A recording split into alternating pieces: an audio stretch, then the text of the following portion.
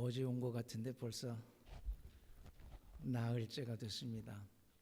우리 목사님께서 광고하시는 중에 해피 벌스데이를 하셨지만 38주년 창립 기념일 맞이하신 거 다시 한번 축하드리며 영광은 하나님께 돌립니다. 그동안 환대해 주시고 또 이 말씀 집회 열심히 참여해 주시고 은혜 받는 일에 열심을 내 주셔서 감사합니다.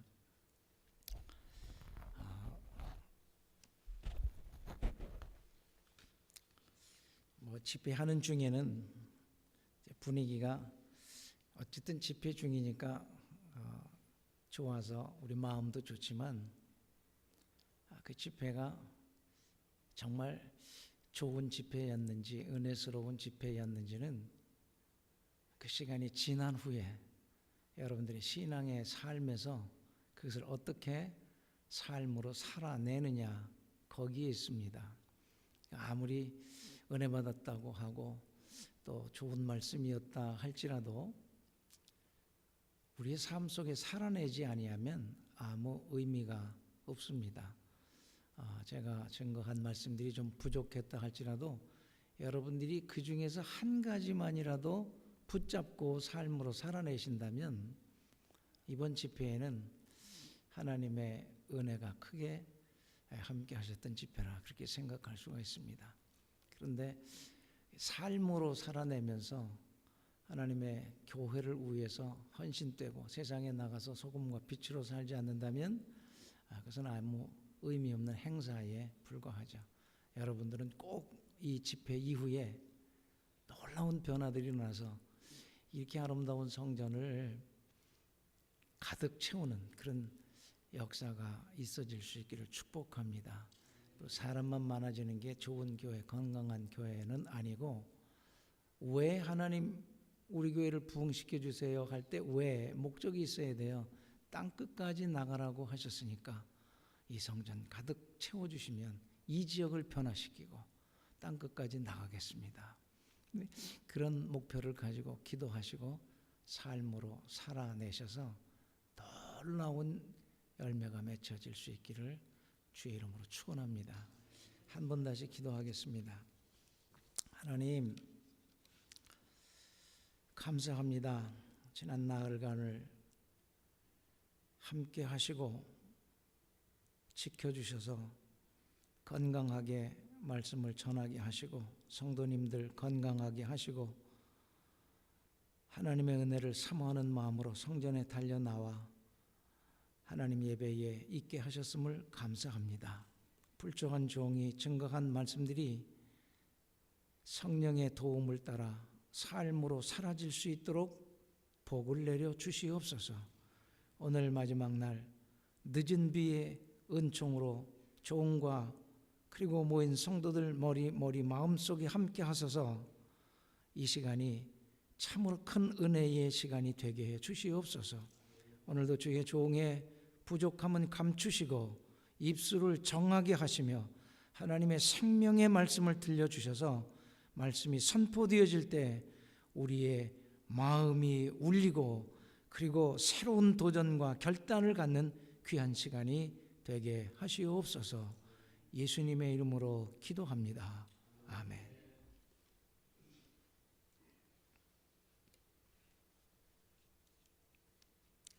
오늘 말씀 제목이 신앙, 기다림과의 승부. 그런 것 같아요. 살아오고 목회를 하면서 정리를 해보니까 신앙이 뭔가 어제는 하나님과의 관계 맺기라 그렇게 정의를 했습니다. 하나님과 관계를 맺어가는 그 시간들 중에는 좋은 일만 있는 것이 아니라 예수를 믿고 영접해서 예수가 내 삶의 주인이 되어졌다 할지라도 풍랑은 고난은 여전히 온다고 그랬죠. 그래서 그 많은 삶의 시간들을 살아내는 중에 때로는 기다리게 하시는 때가 있습니다. 그 기다림의 시간을 어떻게 기다리는가, 어떤 자세를 가지고 기다리는가, 그것이 그 사람의 신앙이란 말이죠. 그 사람의 믿음이에요. 그 기다림의 시간을 어떻게 보내느냐, 그 기다림의 시간이 영적 싸움인데 그 시간을 어떻게 보내느냐. 그래서 신앙은 기다림과의 싸움인 거예요. 거기서 승리하는 자들이 여기 성경에 기록되어져 있는 거예요. 오늘 이제 그 주제를 가지고 잠시 동안 함께 말씀을 나누려고 합니다. 오늘 읽은 본문은 요셉 이야기죠. 다 잘 알고 있는 내용입니다. 37장, 저 앞에 37장을 보면은 요셉이 하루는 꿈을 꿉니다. 하나님이 꾸게 하신 꿈이죠. 꿈을 꾸었는데 형들하고 밭에서 곡식단을 묶는데 자기 단은 벌떡 일어서 있고 11단, 야곱의 12아들이 있었죠. 요셉의 단은 가운데 일어서서 벌떡 일어서 있는데 11 그 곡식단은 그 일어서 있는 단을 향해서 절을 하는 거예요. 이 꿈 얘기를 했더니 그러면은 우리가 너를 섬기는 자가 된단 말이냐? 이 요셉은 11번째 아들이죠. 그 동생이 베냐민이니까. 야곱이 여러 아내를 얻었죠. 그런데 정말 자기가 사랑해서 결혼을 하고 싶었던 아내가 라헬이죠. 그 라헬은 아이를 낳지 못했는데 하나님의 은혜로 아이를 낳게 됐는데 첫째 아이가 요셉이에요. 그리고 두 번째 아이가 베냐민인데 이 아이를 낳고 죽어요.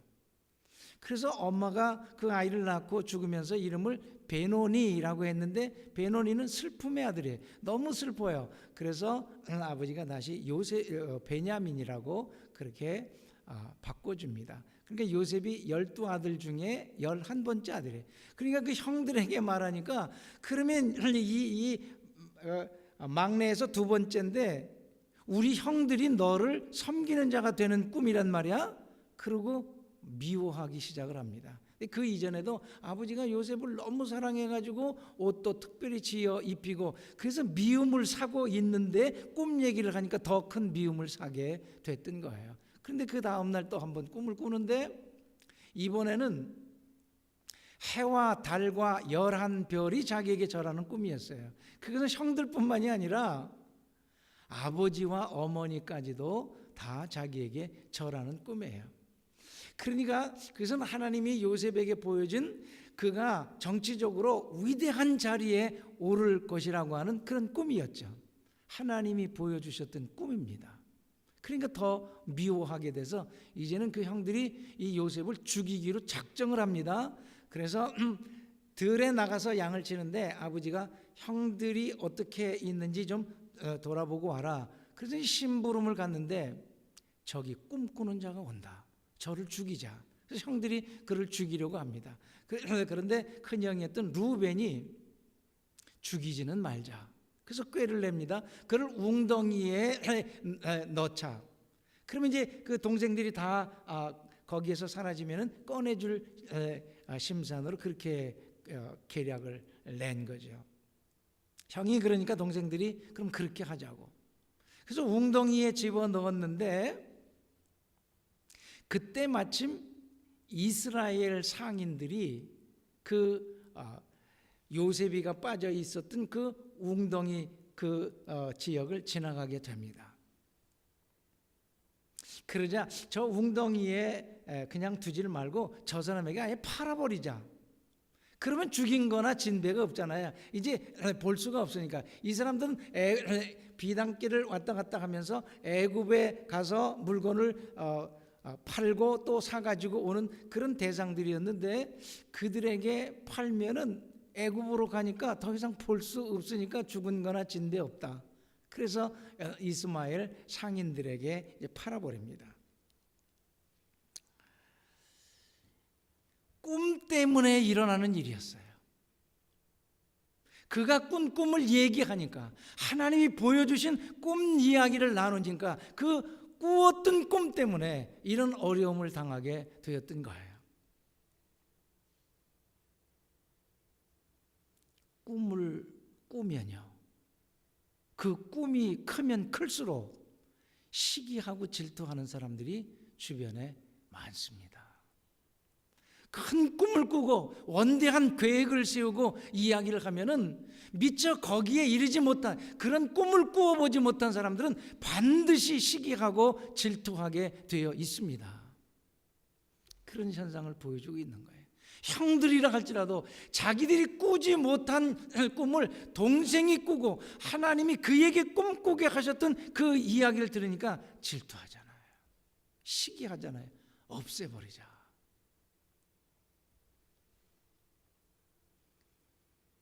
지난 여름에 우리 연합감리교회 목회자 가족 수양회에 특별 강사가 오셨어요. 현재 연세대학교 신학과에서 심리학을 가르치는 정석환 교수님인가, 이분이 오셔서 좋은 강의를 해주시는데 이분이 그래요. 목회가 뭐냐. 굉장히 인상적이었어요. 그분의 그 강의는 제가 목회하면서 나름대로 정의했던 것과는 전혀 다른 쪽에서 목회가 뭐냐 이렇게 정의해 주는데 굉장히 신선했어요. 목회란 꿈꿀 수 없는 자에게 꿈을 꾸게 하는 것이다. 역시 신학자 나와요. 그리고 꿈꾸지 못하는 자를 위해서 대신 꿈꾸어 주는 것이 목회다. 굉장히 도전적이었어요.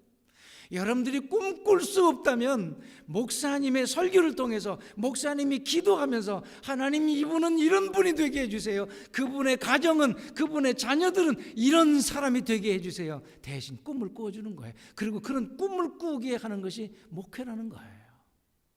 아멘. 여러분들이 꿈꾸지 못하고 생각하지 못한 것을 꿈꿔주는 거예요. 그리고 꿈꾸게 해주는 게 이게 목회다.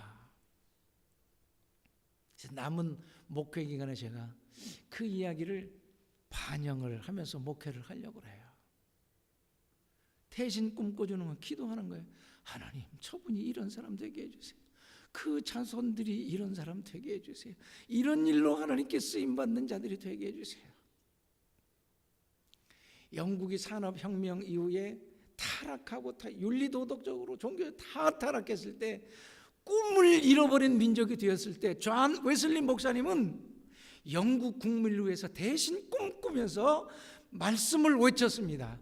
꿈꾸지 못했던 백성들 향해서 한 사람이 일어나 꿈을 꾸고 기도하니까 영국이 새로워졌습니다.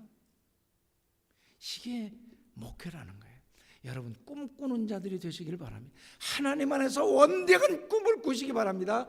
하나님, 내가 이런 일을 하게 해주세요. 하나님, 내가 이런 사람 되게 해주세요. 왜? 그러면 하나님을 위해서 근사하게 살겠습니다. 하나님, 우리 교회 할 일이 너무 많은데 하나님, 내게 이런 비전을 주세요, 이런 꿈을 주세요. 그리고 그거 이루어 주셔서 이 교회를 통해서 이 지역 전체를 새롭게 하는 그런 교회가 될 수 있게 해주세요. 꿈꾸시기 바랍니다. 그런데 꿈을 꾸면 오늘 본문 말씀처럼 수많은 시기 질투하는 사람이 그 꿈이 이루어지지 못하게, 꿈을 이루어가는 과정을 회방하고 방해하기 위해서. 그런데 보세요, 시기하고 죽이려고 웅덩이에 넣었는데 이스마엘 상인이 지나간다고 그러잖아요. 상인이 지나가는데 이제 이런 것은 이제 성경 읽는 몇 가지 제가 경험한 걸 말씀드리잖아요. 주목해 보아야 할 내용들. 그때 마침 그냥 지나가는 게 아니에요. 이 사람들은 그냥 지나가는 과정이었겠죠. 그런데 그 시간에 거기에 당도한 것뿐이었겠죠. 우리 세상에서는 그렇게 생각해요. 우연히 그때 거기 당도한 거예요. 그런데 우리가 믿음의 눈으로 볼 때 이걸 영안이라고 그러는 거예요. 그때 마침, 하필이면 그때, 이게 하나님의 섭리라는 거예요. 룻기를 좀 다 하고 싶은 생각도 있었죠. 어제 말씀드렸죠. 근데 시간이 없어서 못했는데, 룻이 보아스의 밭에 가서 이삭 줍기를 하잖아요. 이제 베들레헴으로 돌아와서 거기에서도 그때 마침 누가 그 밭에 오는 거예요? 보아스가. 이걸 하나님의 섭리라고 하는 거예요. 그래서 하나님의 섭리 안에서는 한 가지도 우연이 없는 거예요. 다 하나님의 섭리 가운데 있는 거예요. 믿으세요? 아멘. 그때는 몰랐는데, 그때는 자세히 알 수 없었는데 지나고 보니까 그때 그 일이 하나님의 섭리였구나 고백하게 되는 거예요. 이것을 미리 그때 볼 수 있는 것이 뭐예요? 믿음의 영안이라. 이것은 훈련하고 훈련할 때만 보여지는 거예요. 그때 마침 구덩이에 요셉이 던져졌을 때, 그때 마침 하나님은 이스마엘 상인들이 그 지역을 지나가게 하신 거예요. 시간 맞춰서 정확하게 하나님이 일하시는 방법이에요. 그래서 그들이 건져주어서 애굽으로 팔려가요. 그들에게 팔려서 애굽에 내려가요. 그 가정에서 가장 사랑받았던, 존귀 여김을 받은 이 아들이 팔자에 없는, 우리식으로 하면 슬픈 얘기예요. 팔자에 없는 남의 나라의 노예가 되어져 버렸어요. 전에 말씀드렸죠? 우리 집은 딸 5에 저 막내로 아들 하나, 이 장남이자 아들 하나예요. 귀공자처럼 그렇게 대접받으면서 자랐습니다, 제가. 그래서 지금도 그래요. 교인들이 목사님은 그냥 아무렇게나 꾸미고 나와도 귀공자 팁입니다. 그래. 팁은 무슨 팁이에요? 그렇게 생겼다는 거예요. 그런데 그렇게 길리워졌어요. 그냥 아들 하나니, 이게 뭐 50년대 그때는 예수 안 믿는 사람이요, 이 아들 없으면은 뭐 딴짓하고 그랬잖아요. 지금은 뭐 다르지만, 지금은요 아들 많은 사람들은 늙으면은 고생하고 밥도 제대로 못 먹고, 딸이 많은 사람이 대접받고 여행도요 딸이 다 보내줘요. 내년에 우리 조카가 독일에 사는데 삼촌, 우리 그 남편이 건축가인데 집을 사서 리마델링했는데 우리 집에서 리유니온 하겠습니다. 의사니까 돈 잘 벌고 신랑이 건축가니 돈 잘 벌어. 그래서 우리 식구들 다 한국에서 들어가고 우리 들어가는데, 이게 경비가 둘이 가고 또 여행을 같이 하기로 했는데 만만치 않잖아요. 근데 우리 딸이 아빠, 엄마 거는 내가 해줄게, 아빠 것도 해줄까? 뭐 이래요. 근데 아들은 아무 얘기 없어요. 딸들 가진 게 요즘은 복이에요. 그 애들 집에 가도, 딸 집에 가면은 딸이 이거 지우고 있잖아요, 경제권을. 밥도 딸이 해주네. 그럼 딸 가진 집에 가면은 앉아서 밥 먹고, 아들 가진 집에 가면은 눈치 보면서 서서 밥 먹는다고 그러잖아요. 그래서 제가 아들 하나로 귀하게 자랐기 때문에 그 가정에서 그 사랑받는 자의 그 마음을 이해를 한단 말이에요. 근데 내가 애굽에 팔려갔어요. 우리 아버지 엄마가 어땠을까? 누나들이 만일 시기를 해서 그랬다면 기막힌 얘기가 아니에요. 지금 요셉이 그렇게 팔자에 없는 남의 나라에 노예로 지금 팔려간 거예요. 그런데 보세요. 웅덩이에 던졌는데 이스마엘 상인이 지나가요. 마침 지나갔어요. 하나님의 섭리 가운데 건짐을 받았어요. 그런데 건져주셨으면은, 우리 생각은 건져주시면 집으로 돌려보내야 되잖아요. 그런데 아니에요. 그 꿈을 이루려면은 집으로 돌아가게 해서는 안 돼요. 그래서 애굽으로 가게 한 거예요. 당시 애굽이 세계 최고 강국이었거든요. 애굽에 내려갔는데 노예로 다시 이제 거기서 이스마엘 상인이 이제 샀으니까 다시 돈을 벌어야 되잖아요. 파는데 누구 집에 팔려요? 경호실장, 대통령, 왕의 경호 시위대장이라고 그러죠. 왕의 경호실장 집에 팔립니다. 경호실장 집에 팔렸다는 건, 노예가, 히브리 노예가 애굽에서 살아가는데 경호실장 집에 노예가 종이 됐다. 이 정도 되면 뭐 이제 느껴지는 게, 깨달아지는 게 없으세요? 있잖아요. 이건 애굽의 다른 나라에 와서 노예가 되어졌으면 이건 천덕꾸러기예요. 그 당시 노예는요, 자기 재산하고 재산 중에 하나니까 이건 죽여도 아무도 누가 뭐라고 그러지 않는 거예요. 그게 노예제도예요. 그런데 그 히브리 노예가 보디발 시위대장의 집에 팔려갔다고 하는 것은, 하나님이 노예로 팔려갔지만 가장 안전한 집에 보호하시는 과정이에요. 아멘. 소름 돋잖아요. 이런 게 읽혀지고 보여져야 돼요. 그래서 말씀에 정통하고 말씀을 열심히 묵상하고 읽고 말씀 공부에 참여해야 된다는 거예요. 그러잖아요. 노예가 지금 어느 집에 기왕의 노예가 돼도 종이 돼도 가난한 집 노예 되는 것보다 부잣집 그리고 뭐 좌의정 우의정 이런 집의 노예 종이 되는 게 낫잖아요. 그래 고깃국이라도 얻어 먹잖아요. 그런데 애굽 최고의 황제를 경호하는 그 경호 실장 집의 노예로 들어 아무도 건드리지 못하는 거예요. 하나님의 보호하심. 또 올라온 섭리가 있잖아요. 그런데 보니까 아이가 영명해요. 그래서 이 보디발이 자기 집에 있는 모든 행정 재반 사무를 그에게 맡겼더라. 그 집에 들어간 것도 놀라운 일인데 행정 이 히브리 노예예요. 17살밖에 안 되는 어린아이예요. 근데 그 집안의 재반 행정을 다 맡겼다. 지금 하나님이 그에게 주신 꿈은 뭐였어요? 최고 지위에 오른 정치가의 꿈이었어요. 뭘 배우게 하신 거예요? 행정 사무를 익히게 하시는 거예요. 놀랍잖아요. 하나님의 섭리가. 하나님은 이렇게 우리를 섭리 가운데 이끌어 가시는 거예요.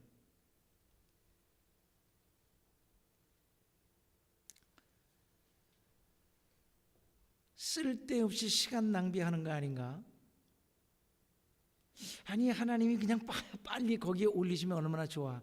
이게 우리 생각이 빨리 좀 해주셨으면. 기다려라. 그땐 기다려야 돼요.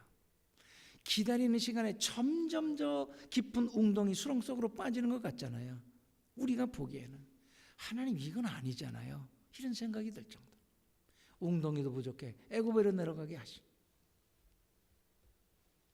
그는 처음 해보는 일이었지만 최선을 다했습니다. 그러니까 이게 뭐 어떤 일은 어디서 이런 복덩이가 굴러 들어왔나 할 정도로 너무 히브리 노예지만 이 보디발의 마음에 쏙 드는 거예요. 내 아내를 제외하고 내 마음대로 해라. 노예가 자유를 얻어요. 자기 마음대로 할 수가 있어요. 또 그가 밖에 나가도 함부로 못 건드려요. 저 보디발 집의 종이야. 여러분 그 요셉은 시의 슬픔 가운데 팔려온 노예이지만 자기에게 닥치는 그 환경을 잘 적응해 가면서 처음 하는 일이었지만 최선을 다했어요. 여러분 목사님이 때로는 여러분들에게 장로님, 권사님, 집사님, 아무개 성도님 이것 좀 해주세요. 이 일 좀 맡아주세요. 그러면 이제 제가 이제까지 목회하면서 경험해 오는 것이 어떤 목사님 제가 재주는 없지만 은사는 없지만 한번 해보겠습니다. 그리고 어떤 분들은 예 목사님 말씀이니까 순종하게 이런 부류의 그룹이 있는가 하면은 어떤 사람은 할 만한데 아니 못해 저는 한 번도 해본 적이 없어요. 그런 건 못해요. 이 못한다고 하는 사람들이 주로 어떤 사람들은 모태 신자들 모태 이러면 우리 교회에서는 웃거든요. 근데 여기서는 안 웃네. 모태 신자, 어머니 뱃속에서부터 신자 되어져서 나와가지고 신앙생활 오래 한 사람 그런 분에 할만해가지고 시키면은 못해요. 그때는 못해요, 못해. 그런데 어머니 뱃속에부터 태어난 사람은 모태 신자, 모태 신자들이 주로 못해요 이래요. 그래서 우스갯소리로 이제 가까워지면은 저분은 모태 신자라고 모태 신자. 그렇게 오래 믿으셨군요. 그런데 다른 의미에서 모태 신자예요. 시키기만 하면 못한다고 그래요. 그러면 깨닫고 하시는 분들이 있어요. 그렇구나. 여러분 목사님이 시키거나 장로님이 여러분들에게 또 그 새신자 신앙생활을 시작하신 지 얼마 안 되시는 분들 교회 임원들 재직들이 여러분들에게 뭐 일을 부탁할 때 잘 못하지만 한번 해보겠습니다. 하나님이 그 일을 하게 하시는 것은 계획이 있으셔서 하게 하시는 거예요. 아멘. 이걸 볼 줄 알아야 돼. 이게 영안이에요. 이게 믿음의 성숙과 깊이예요. 최선을 다해서 그 집에서는 인기 최고예요.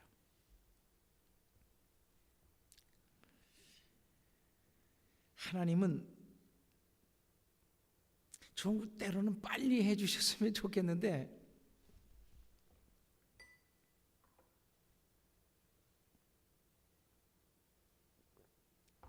이렇게 여러 과정들을 거치게 하십니다. 12시 10분쯤 맞추면 되나요?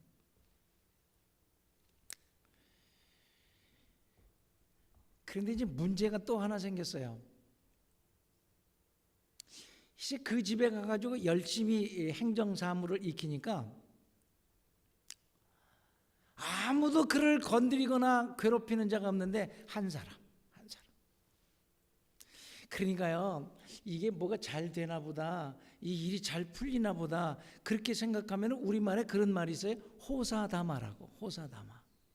꼭 이게 잘 되는 것 같으면 문제가 생길 요인이 발생해요. 그 집에서 아무도 그를 덮지 않고 보디발은 행정 재반 사무를 전적으로 맡기는데 잘 해내니까 계속해서 그를 신용하고 인정을 하는데 그 집에 있는 이제 보디발 다음에 지위를 가진 분 누구예요?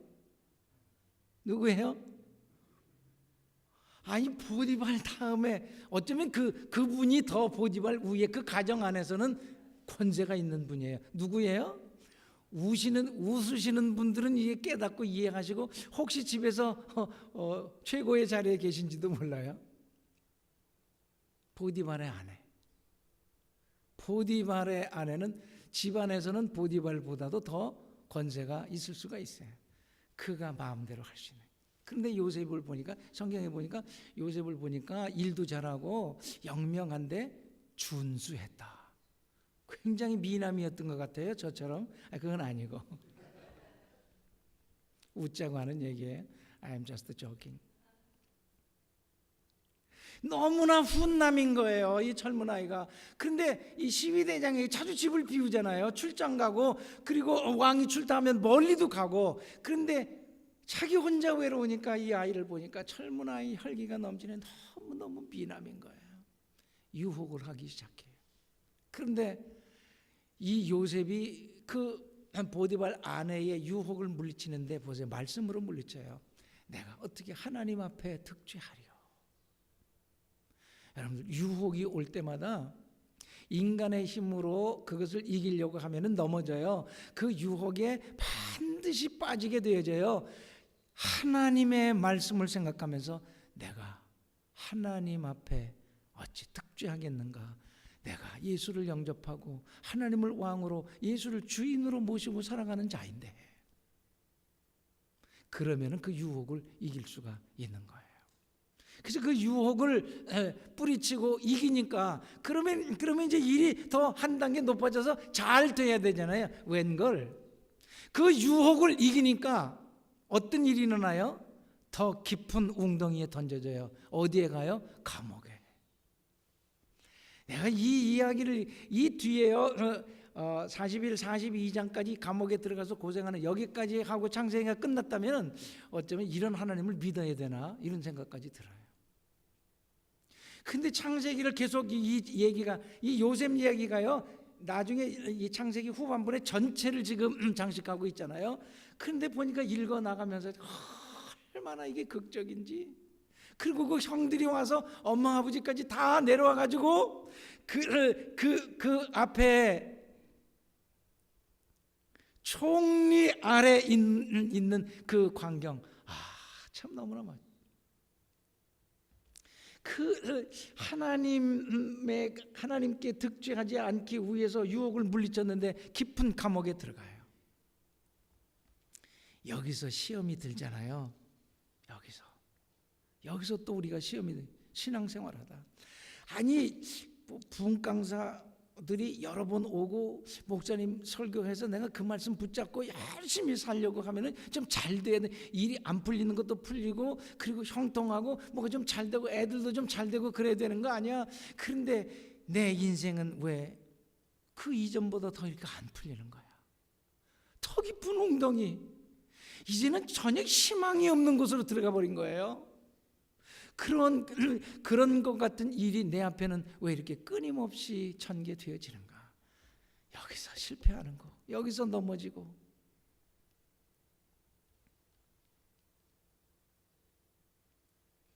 그런데 보세요, 이 감옥에 들어갔는데도 성실하니까 간수장이 그 감옥 안에서 일어나는 모든 일들, 또 해야 되는 일을 누구에게 맡겼다 그랬어요? 이 요셉에게 맡겨요. 그런데 거기에는, 그것도 주목해서 읽어야 될 본문이에요. 그 감옥은 일반 감옥이 아니라 뭐 잡범들을 가두는 그런 감옥이 아니라 누구들이 들어가는 감옥이었더라? 누구들이 들어가는 감옥이에요? 정치인들. 최고의 정치인들이 들어갔던 감옥이에요. 똑같은 감옥이라도 하나님이 어느 감옥으로 보내시는 거예요? 최고의 이 왕 옆에서 그의 시중을 들고 있었던 사람들. 그래서 술을 관장하는 술관장, 떡을 관리하는, 그러니까 이게 가장 중요한 신임을 하는 술, 떡, 이걸 가지고 독설할 수 있으니까 가장 신임 많은 사람들을 세우는 거예요. 그런 종류의 최고위직이 들어가는 그런 감옥이었어요. 느끼고 깨달아지는 게 있잖아요. 이제는 행정을 익히게 한 거예요. 보디발의 집에서는. 여기에서는 누구를 만나서 정치를 배우게 하는 거예요? 최고위직의 사람들을 통해서. 놀랍잖아요. 그래서 거기에서 그 사람들이 이야기하는 거 그냥 듣기만 해도, 정치는 저렇게 하고 황실에서는 저런 일들이 일어나고 저렇게 대화를 하고 왕과는 이렇게 정치가 진행되는구나 듣는 거예요. 다윗도 마찬가지예요. 사무엘로부터 왕의 기름 부음을 받았지만 그가 진정한 왕이 될 때까지 얼마나 많은 고난의 시간을 지나요. 그런데 그가 이 수금을 잘 타가지고 사울 임금이 귀신 들렸을 때 거기 자주 불림을 받아가지고 왕실에 들어가가지고 음악을 들려주는데, 그때마다 이 훈련이에요. 이것도 훈련. 목동이 왕이 됐으니까 뭘 알아야죠. 우리말에 알아야 면장한다고. 왕이 되어지는 과정, 왕실을 들락거리면서 왕은 어떻게 정치하나, 그리고 오다가다 그 사람들의 얘기를 듣게 하시는 거예요. 요셉이 목동이었잖아요. 히브리에서, 이 가나안 땅에서는 목자로서 양을 치든 아무것도 행정도 모르고 정치라는 거 모르는데 하나님이 주신 꿈은 바로 그걸 행하는 일이었어요. 이것을 익히게 하는 과정이었던 거예요. 그래서 그 두 사람을 만나서 꿈을 꿨는데, 그 꿈은 이렇게 될 거예요. 한 사람은 그냥 폐위될 거고 한 사람은 다시 복직이 될 겁니다. 그대로 됐어요.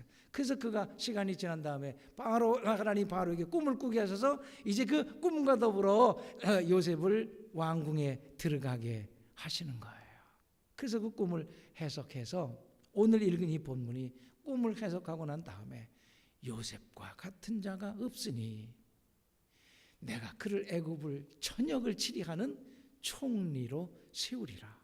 황제 다음에 전권을 위임받은 총리가 되는 거예요. 하나님의 섭리가 놀랍잖아요. 하나님의 섭리가 놀랍잖아요. 그러니까 17살에 히브리 노예로 팔려갔는데 그가 총리직에 올랐을 때 몇 살이었다고요? 30세였더라. 물경 13년간 웅덩이, 터 깊은 웅덩이 거기에 던져졌지만 하나님은 그때마다 사람들을 만나게 하셔서 그에게 그 꿈을 이루어가는 과정을 준비시키시는 거예요. 우리가 신앙생활 잘하려고 하면 할수록, 하나님 말씀 붙잡고 살려고 하면 할수록 웅덩이가 있고 더 깊은 웅덩이에 있고 거기에 빠지는 것 같다 할지라도 하나님 안에서 꿈꾼 것이 있다면 하나님께서 반드시 그 꿈을 이루게 하실 것이고 거기에 이르게 하실 것이라고 하는 믿음을 갖는 자들이 될 수 있기를 축복합니다. 그러면 하나님께서 하나님의 섭리 가운데 사람들을 만나게 하시고 환경을 주장하시고 지배하시고 이끌어 주셔서 반드시 하나님 안에서 꿈을 꾼다면 하나님께서 그 꿈을 이루어 주실 줄로 믿습니다. 오늘부터 이런 꿈을 꾸시기 바랍니다. 이 지역에서 이 건물을 살 때는 굉장했던 교회 아니에요. 그것을 능가할 수 있는 그런 실력 있고 건강하고 그리고 영적인 파워가 넘쳐나서 이 교회 담장 밖으로 그 하나님의 복과 하나님의 권능이 흘러 넘쳐가서 이 지역을 완전히 새롭게 바꾸고 땅끝까지 나가는 그런 교회가 될 수 있기를 축복합니다. 그런 꿈을 꾸시기 바랍니다. 한 사람이라도 그런 꿈을 꾸는 자가 있다면 이 나흘 동안에 제가 이 강단에서 선포했던 말씀을 한 사람만이라도 그 말씀 마음에 담고 살아가서 변화가 되어진다면 이 교회 전체가 변화되어지고 이 지역이 변화되어지고 이 교회를 통해서 하나님이 땅끝까지 나가서 하나님의 나라 이루어가는 일에 쓰임 받게 하실 줄로 믿습니다. 하나님은 오래 기다리게 하신 후에는 이루실 때는요 빨리빨리 이루셔요. 속히 이루셔요. 속히. 졸지의 감옥에서 어디로 끌어올리시는 거예요? 그 많은 웅덩이의 과정을 거친 다음에 감옥에 있는 자를 단계를 거치지 않고 석방하고 좀 지켜보고 이런 것이 아니라 그래 데려와. 그리고 꿈 해석을 하자. 그 자리에서 어떻게 임명을 해요? 총리로 임명하잖아요. 긴 시간을 기다리게 하신 후에 이루실 때는 감옥에서 끄집어내셔서 얘기 듣고 그 자리에서 임명을 해버리시더라. 대일 까내기 아시죠? 강철왕 굉장히 가난했어요. 찢어지게 가난했는데 세일즈맨은 별걸 다 했어요. 근데 이 사람이 이제 이곳저곳을 다니는데 하루는 어느 고객의 사무실에 갔는데 이런 글자가 써붙인 그림이 하나 있었어요. 이 바닷가의 모래사장 위에 덩그러니 배 한 척과 노가 놓여 있는 그런 배 그림에 그 밑에 뭐라고 써 있냐면 반드시 밀물 때가 온다. 지금 갯벌 썰렁이에 물이 썰물로 다 나갔어요. 근데 거기 덩그러니 배 한 척과 노 하나가 놓여 있는데 그 밑에는 언젠가는 반드시 밀물이 온다. 굉장히 감동적이었어요. 그의 머릿속에 박히는 그런 글귀가 됐어요. 그래서 그렇게 그 그림을 보고 생각하면 그렇다. 지금이 나에게는 주위 모든 것이 썰물처럼 빠져나간 외롭고 힘든 시간이다. 그러나 참고 견디면 희망의 밀물이 나에게도 올 것이다. 이걸 마음에 품었어요. 그리고 꿈을 꾸었어요. 결국 강철왕이 되잖아요. 그의 인생에도 꿈꾸었던 대로 밀물이 왔던 거예요. 꿈꾸면은 언젠가는 이처럼 반드시 하나님께서 이루시는 날이 옵니다. 그런데 하나님께서 그 일을 이루실 때는요 순식간에 이루셔요. 모세가 왕궁에서 40년 그리고 잘 아시는 대로 쫓겨나서 광야에서 40년 80년을 기다리게 하신 거예요. 그런데 광야 40년은 처절하잖아요. 왕자였는데 공주의 양아들로 입양이 돼가지고 왕궁에서 얼마나 근사하게 자랐어요. 그런데 40년 오늘은 여기 내일은 저기 풀을 쫓아 물길 쫓아 시나이 광야를 시내 반도를 40년간 여기저기를 다닌 거예요. 허송세월이잖아요. 우리가 생각하기에 허송세월. 근데 허송세월이 아니었어요. 글을 쓰셔서 애굽에 들여보내 가지고 이스라엘 노예 백성들이었던 이스라엘 백성들을 이끌어내는데 단번에 장정만 60명, 어린아이, 노인, 여자 셋을 합하니까 60명 더하기 3, 68 더하기 60 하니까 약 240명, 250만을 순식간에 이끌어내게 하시잖아요. 그런데 보세요, 그 40년 동안 신의 광야를 헤매는 자처럼 그저 아무 의미 없이 하루하루를 살아간 것 같았지만 그는 그의 머릿속에 뭘 그리게 하는 시간이었던 거예요? 시내반도의 지도를 그리게 한 시간이었던 거예요. 어디에 가면 무슨 물길이 있고 어디에 가면은 넓어서 250만 가까이 되는 사람이 한꺼번에 텐트를 치고 머물 수 있고 어느 계곡은 위험하니까 어디로 돌아가야 돼요? 머릿속에 지도를 그리게 하신 시간이었다는 거예요. 지나고 보니까 하나님의 섭리였구나. 다윗도 이 어린아이 아직 제사를 지냈는데 사무엘에 갔는데 그 집에 제사를 지냈는데 이 다윗은 들에 나가 있다고 그래요. 제사에 아직 참여시킬 나이가 안 됐다는 거예요. 그런 것을 이제 시사하는 거죠. 그런데 그때 사무엘로부터 임금으로 이제 기름 부음을 받는데 그가 통일 왕국의 임금이 된 것은 굉장히 후에 거의 30년 가까이 되어지는 그런 시간을 얼마나 이 사위인데 사울 임금이 그런데 그 자기 사위를 죽이려고 장인이 쫓아다니는 거예요. 결사대를 만들어 가지고 이 참 기구한 운명이잖아요. 그 수십 년을 쫓겨다니는 거예요. 어떤 땐 이 블레셋으로 미친 채까지 미친 사람처럼 너무너무 처절한 풍찬 노속을 하는 거예요. 그 시간 다 지나고 나니까 하나님이 그를 왕으로 세우는데 순식간에 세우시. 이 고기잡이에 대해서 요즘은 유튜브에 뭐 특별한 직업을 가진 사람들 그래서 올라오는데 보니까 고기잡이를 하는데요. 어떤 때는 빈그물만 올라와.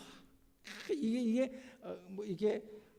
투망을 하고 뭐 양망을 한다고 그래. 투망했다. 그런데 그게 굉장히 긴 그물을 내리는데 그 시간에 몇 시간 걸려요. 그런데 그걸 끌어올리는데도 몇 시간 걸리는데 빈 그물만 올라오는 거예요. 허탈해. 그래서 이제 거기에 PD들이 같이 타가지고 이제 순간순간 인터뷰를 하는데 허무하지 않으세요? 허무하죠. 이럴 땐 더 힘듭니다. 근데 이 사람들이 뭐라고 고백을 하냐면 이번에 잡히지 않았으니까 다음에 잡히기를 기다려야죠. 그러면서 하는 말이 어차피 인생은 기다림이 아닙니까? 어부가 철학적인 말을 하는 거예요. 제가 가끔 감동을 받았어요. 이 사람들은 어떤 때는 배가 만선이 되도록 그저 그물질 할 때마다 그렇게 잡힌다는 거예요. 그런데 어떤 때는 한 마리도 안 잡아. 이거 기름값도 안 나고 다 버려요. 그럴 때도 있지만 바다는 정직합니다. 기다리면은 한 마리도 안 잡힐 때가 있지만 어떤 때는 만선의 기쁨을 줍니다. 그래서 우리는 기다립니다. 잡힐 때까지. 어차피 인생은 기다림이 아니고 어부만이 아니라 우리 모든 인생의 삶에는 기다려야 할 때가 있지 않습니까? 기다림이 인생이 아닙니까? 굉장한 목사보다도 더 신앙적인 얘기를 해. 철학자보다 더 철학적인 얘기를 하더라는 거예요. 그래서 어부들은 서두르지 않고 이번에 안 잡히면 다음에 잡힐 거야. 오랜 경험 속에서 깨달은 거예요. 신앙은 기다림의 연속이고 기다림과의 싸움입니다. 기도하셨다면 하나님 이거 이루어 주세요. 하나님 이 꿈 이루어 주세요. 기도했다면 기다리실 줄도 알아야 돼요. 그게 믿음이에요. 하나님 안에서 심었다면 기다려야 나고 자라서 열매 맺는 때가 올게 아니냐 말이에요. 심고 내일 거두려고 하는 사람이 어디 있느냐 말이에요. 심었으면 기다려야 돼요. 그래서 하나님 안에서 기도했으면은 그 기도가 응답될 때까지 기다리고, 하나님 안에서 꿈을 꾸었다면 그 꿈을 이루어 주시는 그날까지 웅덩이에, 더 깊은 웅덩이에 들어가는 과정을 지나가게 하신다 할지라도 기다려야 돼요. 그러면 하나님이 이루시는 날이 옵니다. 하나님의 뜻을 찾기 위해서 하나님의 뜻이 정녕 무엇입니까? 우리 목사님이 16년 됐대. 하나님, 내가 16년 됐는데 나를 보내신 하나님의 뜻이 무엇입니까? 우리 교회가 여기에 서 있게 하시는 하나님의 뜻이 무엇입니까? 여러분들은 우리 목사님을 이 교회에 보내주신 하나님의 뜻이 무엇입니까? 기도하셔야 돼요. 그러면 하나님께서 알게 하실 줄로 믿습니다. 알게 하시는 날 그 뜻도 드러내시고 이루실 줄로 믿습니다. 문제는 기다림의 시작은 알 수 있지만, 기다리게 하시는 시작은 알 수 있지만 끝은 알 수 없다. 그 기다림의 끝은 알 수 없다고 하면 여기에서 시험 들고 넘어지는 거예요. 그래서 기다리는 시간에는 하나님을 믿는 전능자, 얼마이디 하나님을 믿는 그분은 이루실 수 있는 분이고 능력이 있고 이루신다고 약속하신 건 반드시 이루시는 분이야. 이런 믿음이 있을 때만 뭘 할 수 있어요? 기다림의 인내를 할 수가 있는 거예요.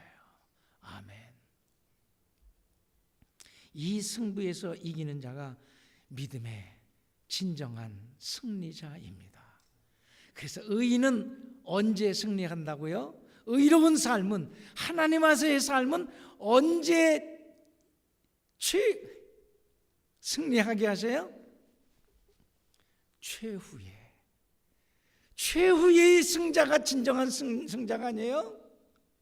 우리 인생의 마지막 노년이 잘 되는 것이, 그것이 진정 인생의 성공적인 사람이 아니냔 말이에요. 잘 돼, 굉장했던 사람이 노년에 가서 그 모든 것 다 잃어버린다면 승자를 할 수 없는 거예요. 예수 잘 믿었는데 마지막에 이게 어떻게 저렇게 되나, 이걸 잘 믿었다고 할 수 없어요. 처음에 이상한 것 같은데 마지막에 야, 저런 사람이 되는구나. 이게 승리한 자예요. 믿음은 최후의 승리하는 거예요. 그렇다면 우리도 기다림을 잘 기다려서 하나님이 높이시고 하나님이 사용하실 때 정말 큰 상에 쓰임받는 그런 자들이 되어야 하지 않겠습니까? 이 집회 이후에 이 교회에 진짜 예수쟁이들이 많이 늘어나고 마지막까지 하나님께서 기다리게 하시는 그 끝까지 기다리셔서 하나님이 높이시고 쓰실 때 정말 뛰어나고 우월하게 쓰임받고 하나님의 영광을 만방에 드러내는 그런 이 교회 여러분들이 다 되실 수 있기를 주의 이름으로 축원합니다. 기도하시겠습니다. 하나님, 불초한 종이 나흘간 하나님이 주시는 은혜를 따라 증거했습니다. 한 가지라도 육비에 신비에 새겨지고 남아서 이 교회가 이후에 이전과 다른 새로운 하나님의 기쁨이요 자랑이 되어져서 땅끝까지 하나님을 간증하는 교회가 되게 하시고, 목사님에게 영역을 7배나 더 부어주시고 온 성도들과 임원들에게 하나님의 성령의 능력을 부어주셔서 함께 이 교회를 일으켜 세우는 쓰임받는 자들이 되게 하시옵소서. 예수님의 이름으로 축복하며 기도하옵나이다. 아멘.